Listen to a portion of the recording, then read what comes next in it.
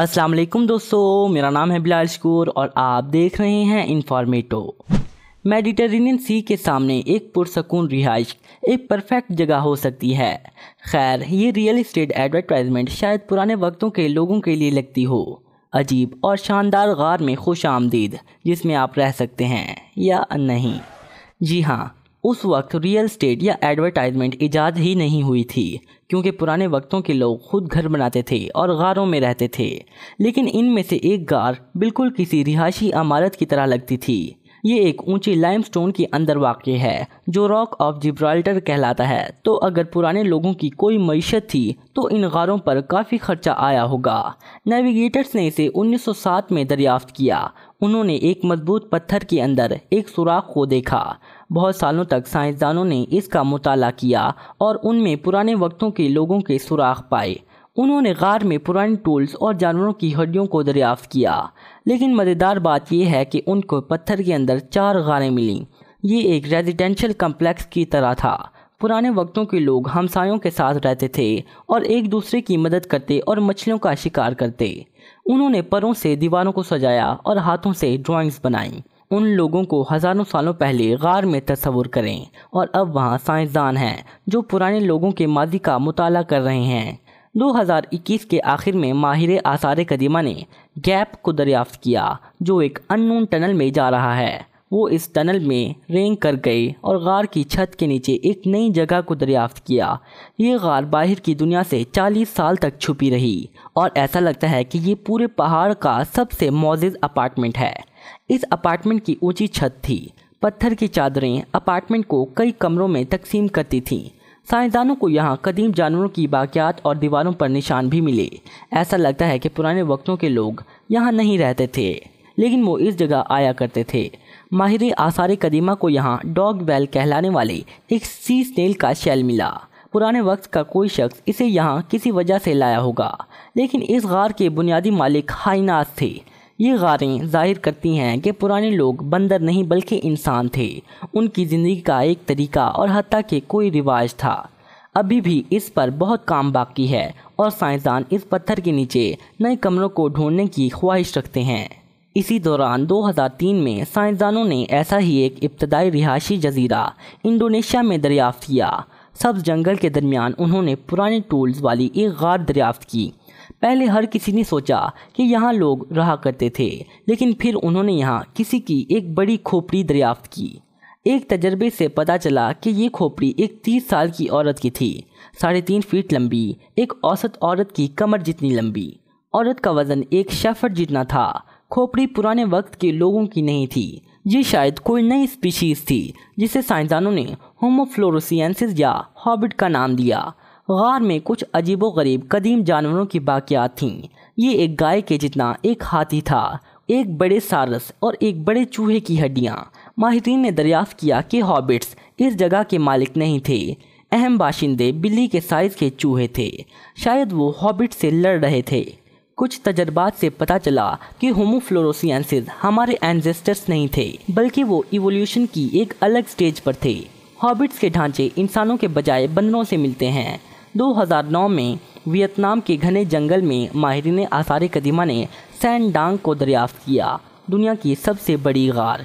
अगर आप इसमें जाएं और ज़ोर से चिल्लाएं तो आप अपनी एको बहुत देर तक सुनेंगे। कुछ जगहों पर इस गार की ऊंचाई एम्पायर स्टेट बिल्डिंग जितनी है और इसका टोटल एरिया न्यूयॉर्क के एक सेंट्रल ब्लॉक जितना है। सैन डान वियतनाम के जंगल की 3 गारों में से एक है। बहुत पेचीदा रास्ते इन गारों को जोड़ते हैं। इसके अंदर आप मुनफरिद दरख्तों और पौधों को देखेंगे जो बाहर की दुनिया से मुख्तलिफ हैं। ये एक हकीकी अंडरग्राउंड जंगल है। कुछ जगहों पर आप गिरी हुई छत को देख सकते हैं जहाँ से सूरज की रोशनी अंदर आती है। अनयूजुअल दरख्तों और पौधों के अलावा यहाँ पर कदीम स्टैलेक्टाइट्स लटक रहे हैं। कुछ चूने के पत्थर के ज़खायर 450 मिलियन साल पुराने हैं। वो हत्ता के डायनासोर से भी पुराने हैं। गार में बहुत से दरिया भी हैं। छत में मौजूद सुराखों से आने वाले पानी ने इन्हें बनाया। तेज़ बहाव वाली नदियाँ वाटर पार्क की मुशाबहत रखती हैं। वो नामालूम भूल भुलैया में जाते हैं। साइंसदानों ने इन सब गारों के एक छोटे हिस्से को दरियाफ्त किया है। अगली अनयूजुअल गार न्यूजीलैंड में है। اس کے اندر ہزاروں جگنو رہتے ہیں جن میں سے ہر کوئی نیلی روشنی کے ساتھ چمکتا ہے، اکٹھے یہ غار کو روشن کرتے ہیں۔ آپ کو ایسا بھی لگ سکتا ہے کہ آپ کسی دوسرے پلینٹ پر ہیں، لیکن آپ یہاں زیادہ دیر تک نہیں رک سکتے۔ یہاں خاص ایئر میئرمنٹ ڈیوائسز ہر جگہ ہیں۔ سائنسدان یہاں ہوا کی مقدار کو ماپتے ہیں جو جگنوؤں کے وجود کے لیے لازمی ہے۔ یہ انسیکٹس انوائرمنٹ سینسیٹیو ہیں۔ اگر یہاں زیادہ لوگ ہوں یا وہ یہاں زیادہ دیر تک رکیں، پارک کا سٹاف ان کو جانے کے لیے کہے گا۔ یہ ایسا ہے جیسے آپ جگنوؤں کی آکسیجن چرا رہے ہیں۔ ہم نے اب تک بہت سی شاندار غاریں دیکھ لی ہیں، لیکن ایک خوفناک والے کے بارے میں کیا خیال ہے؟ ہم یمن کے المارا صوبے کے صحرا میں جا رہے ہیں۔ ہم جس کی تلاش میں ہیں وہ ایک غار نہیں بلکہ صحرا کے درمیان زمین میں صرف ایک بڑا سوراخ ہے۔ یہ بڑا ہے، ایک باسکٹ بال کورٹ جتنا۔ یہ اس کا سائز نہیں ہے جو آپ کو خوفزدہ کرے، لیکن جو کچھ اس کے اندر ہے۔ سائنسدانوں کو ابھی بھی یقینی طور پر معلوم نہیں کہ یہ کیا ہے۔ اس سوراخ کی گہرائی سے ہر وقت سڑے انڈوں کی خوشبو آتی رہتی ہے، اور بعض اوقات آپ کچھ خوفناک آوازوں کو بھی سن سکتے ہیں۔ یمن کے اس سوراخ کی سیاہی سورج کی ساری روشنی کو جذب کر لیتی ہے، تو آپ نہیں دیکھ سکتے کہ اندر کیا ہے، حتیٰ کہ کسی پاورفل فلیش لائٹ سے بھی۔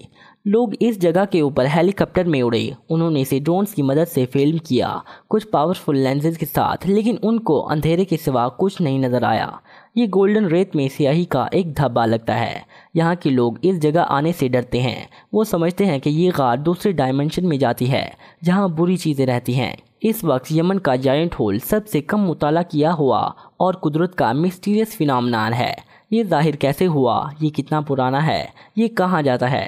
سائنسدان ان سوالوں کے جواب ڈھونڈ رہے ہیں، جبکہ اس کی کچھ تھیوریز ہیں کہ یہ سوراخ تعمیراتی کام کی وجہ سے ظاہر ہوا۔ ماہرین ارضیات نے قریب ہی جگہ کو کھودا اور معدنیات کی تلاش کی۔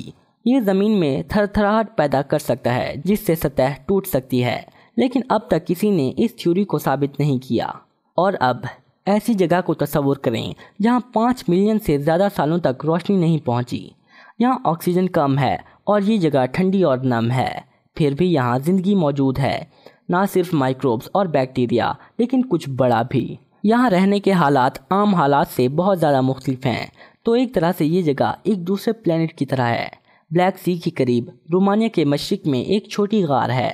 انٹرنس زمین میں ایک چھوٹا سوراخ ہے، اندر ایک ٹنل گہرائی میں سطح تک جاتا ہے۔ غار کے اندر کاربن ڈائی آکسائڈ اور ہائیڈروجن سلفائڈ کی مقدار نارمل سے زیادہ ہے۔ اس کی ہوا میں سطح کے مقابلے آدھی آکسیجن ہے۔ یہاں لوگ آکسیجن ماسک کے بغیر نہیں رہ سکتے، لیکن یہاں رہنے والے دوسرے کریچرز ایسا کر سکتے ہیں۔ غار زندہ جانوروں کی 48 سپیشیز کا گھر ہے، ان میں سے 33 ان نون ہیں۔ آپ یہاں کچھ ان یوزول انسیکٹس کو دیکھ سکتے ہیں، وائٹ سنیلز، وائٹ سپائڈرز، بڑی مونچھوں والے ملی پیڈز، ٹرانسپیرنٹ شرمپ اور لیچز کی خاص سپیشیز۔ وہ سب یہاں ایک چھوٹے بیکٹیریا آٹوٹروفس کی وجہ سے رہ سکتے ہیں۔ وہ کاربن ڈائی آکسائڈ جذب کر کے فوڈ پارٹیکلز چھوڑتے ہیں۔ بیکٹیریا ایسے کھاتے ہیں، دوسرے کچھ بڑے جاندار ان بیکٹیریا کو کھاتے ہیں اور بڑے والے جاندار ان چھوٹوں کو کھاتے ہیں۔ آخر میں ہر کسی کو خوراک ملتی ہے۔ اس غار میں ایولیوشن نے باقی دنیا سے مختلف بایولوجیکل سسٹم بنا دیا ہے۔ تو دوستو، اگر آپ کو میری ویڈیو اچھی لگی ہو تو اسے لائک، شیئر اور چینل کو سبسکرائب کرنا مت بھولیے گا۔ میں ملتا ہوں آپ کو اپنی نیکسٹ ویڈیو میں، تب تک کے لیے